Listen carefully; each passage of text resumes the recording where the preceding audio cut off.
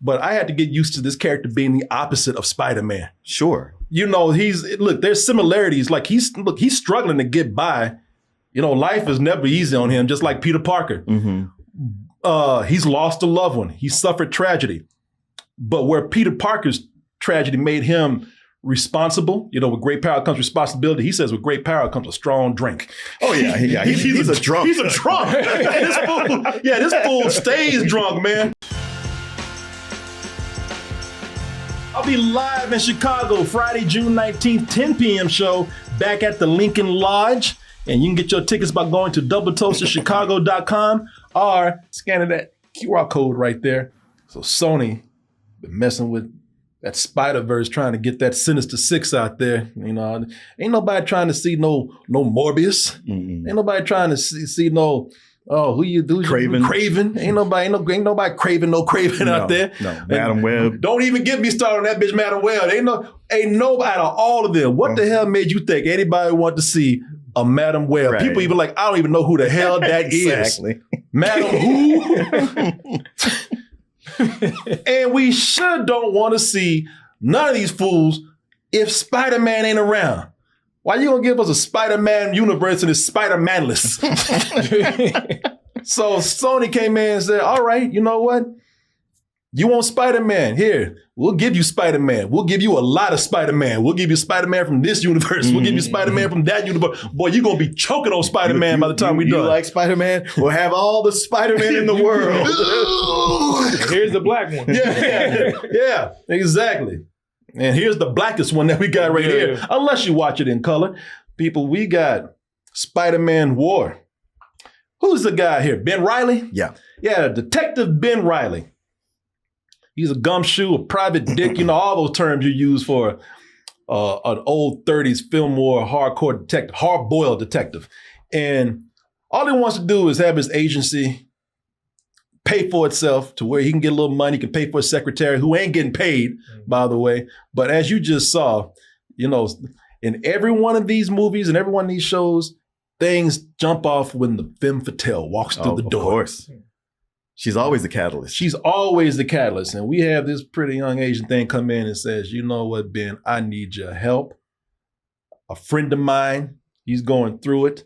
He's involved with some bad guys, and I want you to come in and help. And normally he'd be like, you know what, not only can I take the case, but I can do better than any other detective out there because, well, I got spider powers. You know? It doesn't really say that. No, he doesn't say that, but you know, but it's implied. You know, that's why he started his agency, because he can get to places where other people can't. But as with all these spider people, you know, he's had a tragedy. Oh, yeah. And he says, while I was saving New York for about 5 years, you know what, let them handle this shit themselves. I'm done. I am done. I am done. I'm just, you know, I'm trying to make a living the old-fashioned way. No powers. But with these powers, man, you know, you got them. They come in handy every now and then. I mean, you know, they're a blessing and a curse. They are a blessing and a curse. But if you got them, you got to use them at some point. And how does he use it to solve this latest case? What is it that this woman wants? And what is going on with these people who are suddenly popping up with powers of their own? Well, we're going to take a look at this trailer for Spider Noir, and then we'll come back with our reviews. Every mystery forms a complex web.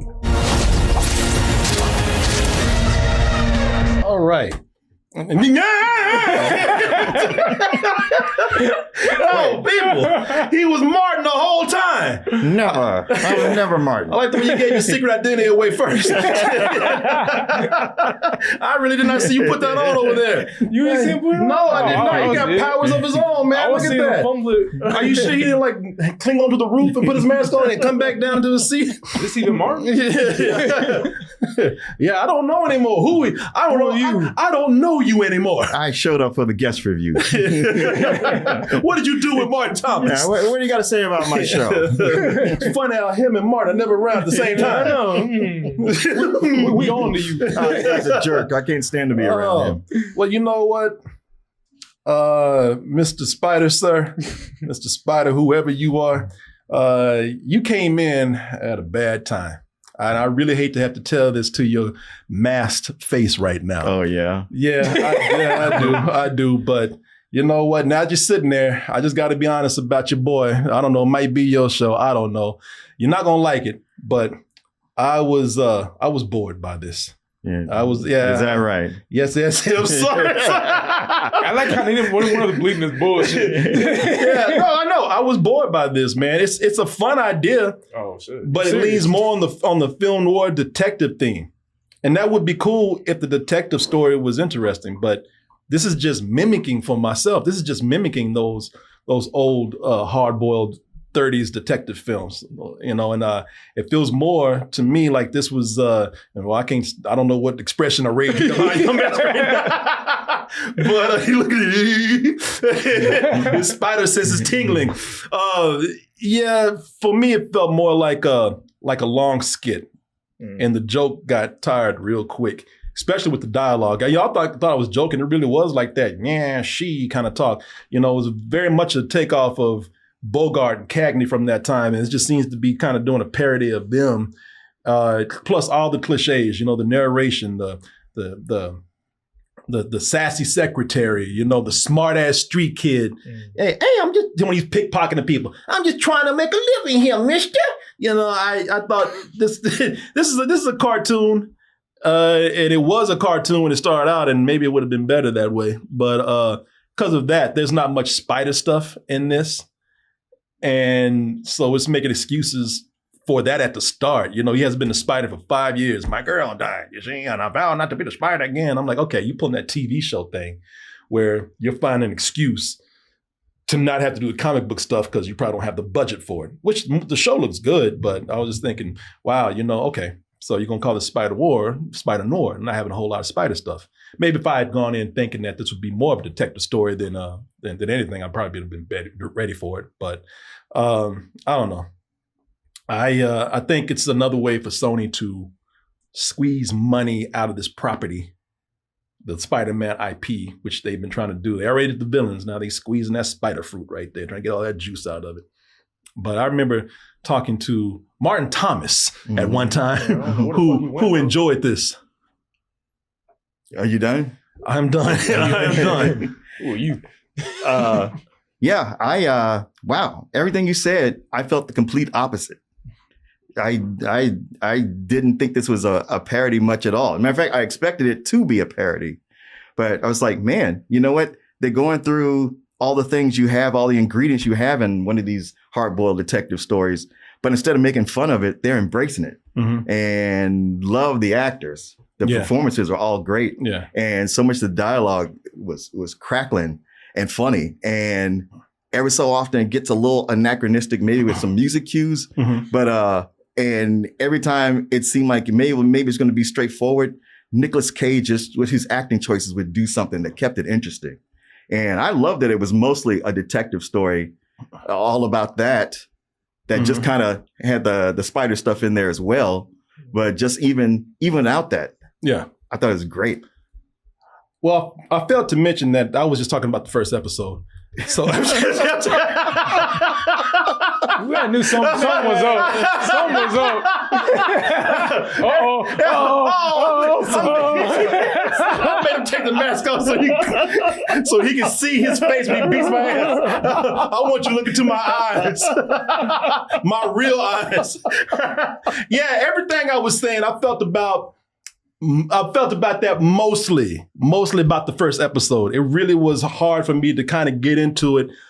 But after that, man, by the time I got to the second episode, and I was kind of easing in by the first episode, but I was like, let me wait. By the second episode, man, actual story kicks in. The mystery kicks in. Notice that dramatic when I say this, the story kicks in. It's thundering outside, y'all. And when the actual story kicks in, I settled into this world a little better, and I got it, man. I had to get used to the character.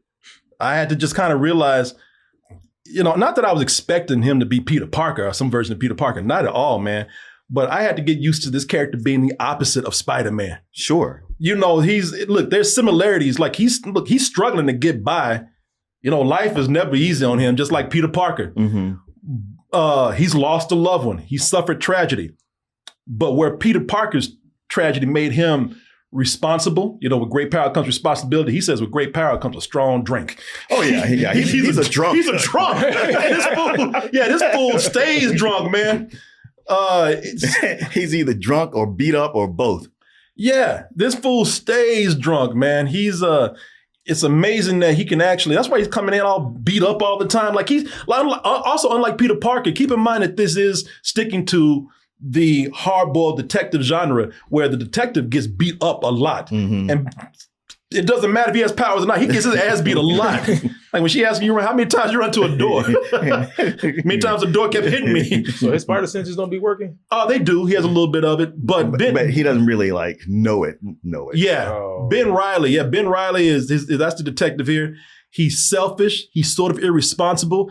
He's not your friendly neighborhood Spider-Man, especially now. Like there's a lot of people that I thought he would have come in the last minute and helped out, and that doesn't happen, man, because he says, I don't give a shit anymore. I don't want to be Spider. Yeah, I don't want to be the Spider. Yeah, it's been 5 years and being like, no, I'm done with that. Yeah, man. He hates that costume. So earlier in the show, the Spider stuff is scarce.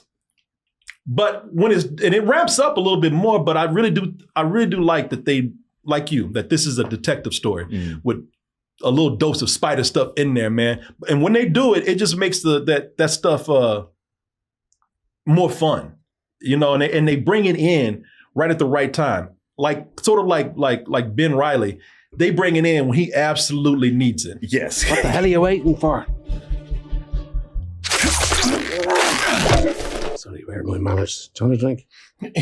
By the way, Brendan Gleeson is great in this. He's so good in this. He is really good. And I love he's just fully leaning into that Irish accent. Oh, he is. I mean, he's Irish, right? Yeah, so he finally, I get to just embrace it, let it go. It's not as lighthearted as the Spider-Verse version. This, like I said, this is more mature.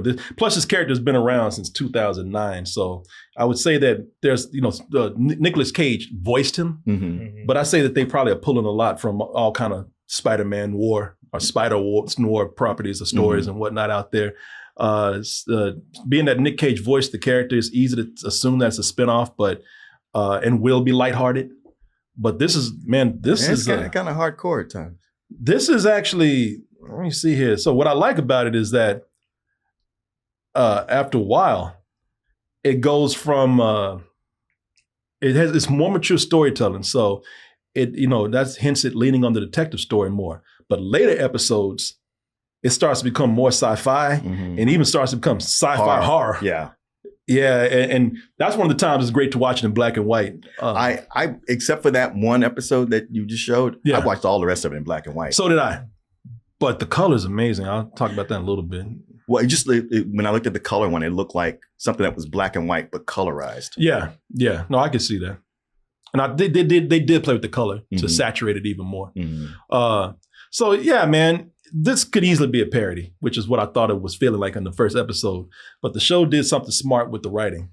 What it did is that it took I don't think this is a spoiler of me saying this, but it pretty much takes a superhero origin story and makes a mystery of that origin. And hence they take the mystery and put it into the detective story.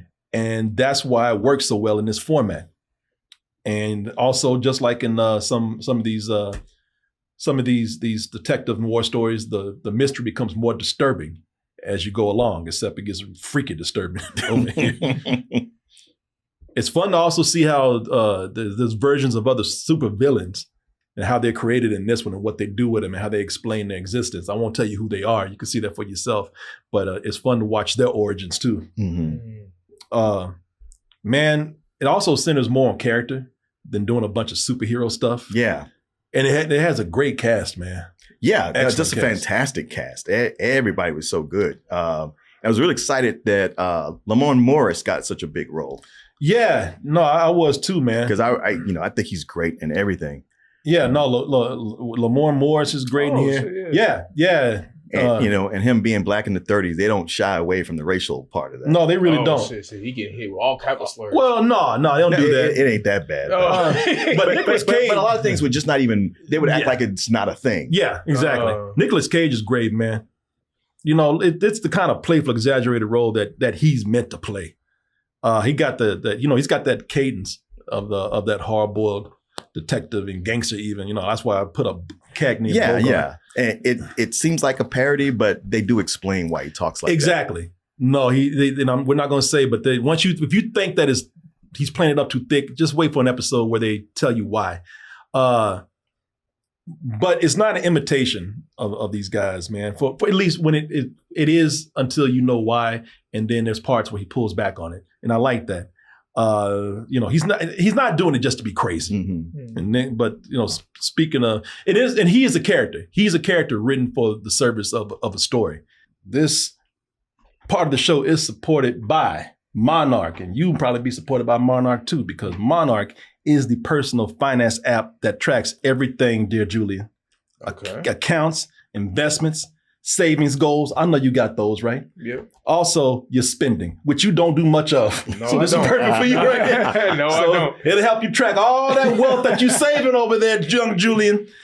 It also helps you set your goals, map out big purchases. You got some big purchases coming up? Yeah, I do. Okay, Next Monarch can month, help yep. you with that. Okay. And you'll also be able to see if your finances are actually on track. And you'll get an AI assistant that flags spending spikes, net worth shifts, and upcoming expenses, which I know you got a lot of. We heard you before the show started. And here's the thing you're going to really love. I know you don't like to go out to eat a lot because you got to spend money, but when you do, I know you hate eating with friends and somebody skipping out on the bill. Yeah. Somebody not putting in what they're supposed to put in. That's why Monarch has Bill Split. And with Bill Split, you can just scan the receipt and enjoy all the claims that everybody gives you on their bill. You don't have to sit there and sift through anything. You just settle up, no separate app needed, and everybody can be on their way having done their equal part. Okay. You know what? Even getting started with this is smart money. Because no, Julian, not you. Julian helps you save money because he don't spend none. Ruin my smooth transition. Hey, if you use the code TOASTED at monarch.com, you would get your first year of Monarch Core half off at just $50. Again, I want to thank Monarch for sponsoring this portion of the show, and I want to thank all of you out there for your support. Now, he's one of my criticisms too, because by the time we were getting to episodes 7 and 8, probably even 6, you can only hold back and restrain Nicolas Cage for so long before he starts to be Nicolas Cage, and doing all this, man, and ticks and all that kind of. He starts to do that by the time you get to 7 and 8. And it is a little distracting when he starts to do his Nicolas Cage stuff. It was fun for me. I mean, I did recognize like, all right, now it's coming out. But I was like, man, he held it back for so long. He sure did. At least he held it for 6 episodes. And it wasn't enough to even ruin or even derail me from anything. It was just like, okay, well, here it is. And it's kind of fun. It did derail me. Mm-hmm. It took me out. And I had to make myself get back into it. And thankfully, the story gets back on track to where I was able to do it. Mm-hmm. But he did pull me out of it. Okay. And I said, boy, if you don't stop, like you know what you're doing, man. Like you can only keep him, like it's almost like like a person turning into a werewolf. He's gonna have to, you can see him morphing back into Nicolas Cage, man. Right. But also, he's surrounded by other actors who, if he can't restrain himself, then the other actors are there to anchor this down.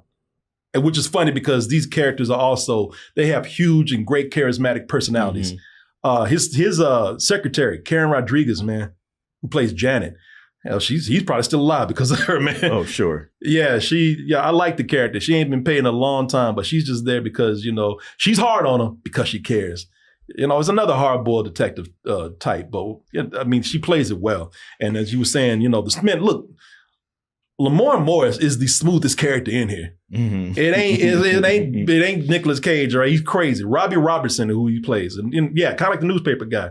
In this, he's a reporter, and the reason why he's cool is because of what you said, man. Mm-hmm. There's so much racism and casual racism that it's just an everyday thing, mm-hmm. and he has to learn how to just manipulate and navigate through it, man. And the only way to do it is just kind of brush things off and just be cool. Mm-hmm. And he is the coolest character in here, man. Also, he's kind of like an informal partner. Yeah. To Spider Noir, or the Spider. And I like their relationship. Oh, and my man does a hell of a Nicolas Cage impression. He does. You'll see it, and it's amazing. It's funny. I like this actress, Lee Lun Lee. Mm-hmm. What was her character's name? I forgot. Just watched it all. She's great. She is. The character, she's not too atypical of the femme fatale, so there's not too much to it. You know, she's good, but she's probably the one that's like, she's kind of upstaged by everybody else, man. Her performance lifts her character up, but the characters, I didn't think was, you know, it's what you expect. Man, you know who was good in this? Electro.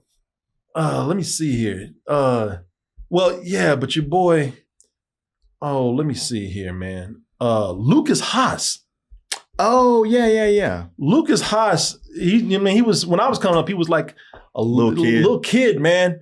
And it took me a while. Like, to me, in my mind, he's still a little kid, but he's one of the henchmen for what is his name? Silvermane. Brendan Gleeser's villainous, character here. He's the lead gangster, probably the main villain. Lucas Haas was one of his henchmen, and he's great, man. And the dude you're talking about, the dude with the electrical powers, Andrew Lewis Caldwell. I think he's a character. That guy. So he's this guy that got electrical powers, man, and that guy is so good. I wish I could find a picture because I did see something of him here. But I saw him, Electro, Sandman, it's all in there. Yeah, and that guy, he's like the last person you want to get electrical powers. Really? Was he like? He's a loose cannon, man. Yeah, he's a live wire. Pun intended. Yeah, this dude's a loose cannon. He's like Carnage or something. No, I guess he's a former actor, so he's overly dramatic. He's a ham. Yeah, but the actor's great at playing the part. The actor's really good. I'll leave the rest of you to see what he does here, but he's great in this. But Brendan Gleeson, man, I love Brendan Gleeson in this, and Brendan Gleeson I love because he's the main villain, and he's sort of the kingpin of this world. But he plays it. He's probably playing that character the straightest out of everybody. Everybody's kind of a little larger than life in the movie with these bubbly personalities. He's the one that's kind of more laid back, which makes this kind of villain stand out for me because he's evil, but he's so laid back and open about it. Yeah, like he'll invite you for a drink. Yeah. And you go knowing that he might kill you, and you know, like, well, all right, well, you know what, he got good liquor. Well, you got that whole scene where the spider gets in the car with him. And then their interaction, I was like, hey, this kind of relationship is kind of fresh. Yeah. It's not, I'm going to beat your ass. It's like, well, let's have a drink and talk about this. Yeah, no, he's always saying, he says, listen, it's straight. Let's try to work together. And if you can't work with me, I'll kill you. Mm-hmm. But I'd rather kind of work with you at first. And if I don't kill you, we'll have a drink. Mm-hmm. He's cool. Yeah. No, but he does some vile shit in here. Sure. It's like he'll do something to remind you, like, I'm an asshole. Yeah, I'm a dangerous person. Mm-hmm. And he's threatening when he needs to be. It actually makes him more intimidating when he is laid back and just talking to you because you don't know when this guy's going to go off about something. Mm-hmm. Production on this. Excellent job on this, man. Right? Yeah. Well, I tell you, because they had to pay close attention to detail because they had to make sure this was filmed for 2 modes, color and black and white. And the color in here, I won't say it's really like Dick Tracy because Dick Tracy used a lot of it had a limited color palette, primary colors. Yeah. But this is very saturated. Where it's meant to look like a comic strip or a Technicolor film from the 40s or old time films. Yeah. But while they're filming for color, they also have to make sure that they're getting the shadows right and the lighting right for black and white, so that when it does go to black and white, the hues and the highlights and the shadows speak for themselves. So that they had to make sure that they were meticulously filming this for both conditions. So that was really admirable, man, the way they did that. So for me, first couple of episodes do feel like a gimmick, man. And they got better as they went along. Like I said, by the second episode, I was with it. But all the characters fall into that place, given more time. And the mystery revealed, and as the mystery was revealed more, the more I enjoyed it. By the end, I was ready for another season. Right? I was like, I want to see this dude again. Mm-hmm. So because I enjoyed it so much. And I'm kind of sad about that because I don't know if it's going to get a second season. This is Nicolas Cage's first TV series, I think. Oh, wow. Yeah, I don't think he's, now, correct me if I'm wrong, because I could be wrong, but I think that this is his first time doing TV. Okay. And so, I mean, all the big actors are doing TV now. Yeah. That's what the production is. So I don't know if this is something that he would volunteer to do again, but if he did, So I would. busy nowadays. Yeah, I would love to see.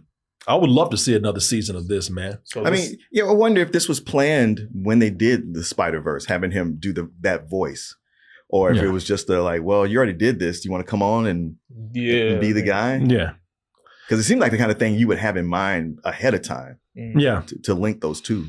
Yeah, I don't have my heart set on it. If they did another season and it's as good as this one, I'd love to see it. But other than that, man, they wrapped the story up. They told it. It's and it wrapped up both like a Spider-Man story would and like a detective story would of this type. So I give this a very high matinee. I really did enjoy it, and like I said, it just makes me the biggest disappointment is not knowing there'll be another one.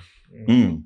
I was pretty much into it from the first episode, and a lot of that was the attention to detail and the fact that it would be, a film noir, but I just like so many people will take do something from that period or the 70s or maybe the 80s and they cheese it up. Yeah. And it's almost like such a wink and a nod, like, well, everything was cheesy back then. It's like, no, not really. And I was like, oh, they did their homework. They're serious about this. But it's got a good sense of humor about it. It's got a sense of humor, but it's not making fun of the genre. And the fact that, it's written so well with all the characters, right off the bat, liking everybody, the villains and all. Yeah. And so just as it went along, it's like, man, this story is really well developed. And so are these characters. And the performances from every actor just keep this going. It was just that show I couldn't wait to watch every day. I didn't binge it all at once. I would like parcel out 2 episodes at a time, and I'd be like, man, I want to watch that third one, but like, no, save it. Savor it. And you see so many of these kind of, stories, not just superhero stories, but kind of stories where the ending is a little too wrapped up, and it's like, well, okay, they had to end it somehow, I guess. So often with series, or you get to the finale, and the episode before was the better one, but not this time. It stayed true all the way to the end. It had a really satisfying wrap up. But yeah, like you, for me, the downside is that there's not another season to go. Yeah, or that, wow, I've watched all 8. I don't even have anything to look forward to, next week, like a 9th episode. Well, you can go back and watch it in color. The whole time. No, I was just thinking that. I was like, I guess I could do that. Yeah. Personally, I'd recommend watching in black and white. I think it fits the story and what it is better. But yeah, I recommend this as a high full price. But for me, it was pretty much a better than Sex. I had no problem with it and just could not wait to watch it again.